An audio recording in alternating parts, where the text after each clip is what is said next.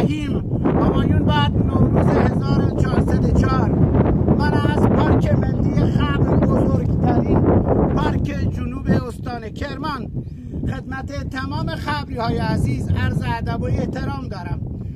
امیدوارم که نوروز 1404 برای تمام خبری های عزیز و برای ایرانیان عزیز سالی پر از نشاط و شادی باشه.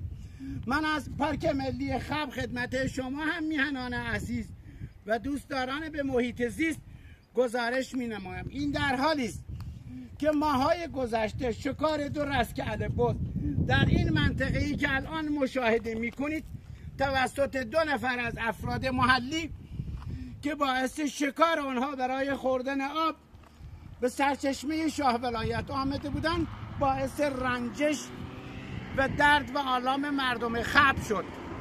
لذا من از همینجا از تمام خبری های عزیز عاجزانه خواهشمندم با توجه به فرا رسیدن فصل بهار که فصل شکوفا شدن گلها و طبیعت هست، فصل زاد ولد پرندگان و زاد ولد حیوانات وحشی قوچ و کلمیش در این محیط زیست هست. از تمام همیهنان عزیز، همشهریان عزیز، خبری ها عاجزانه خواهشمندم برای رفتن به محیط زیست و طبیعت همواره تمام نکات ایمنی را رعایت کنید.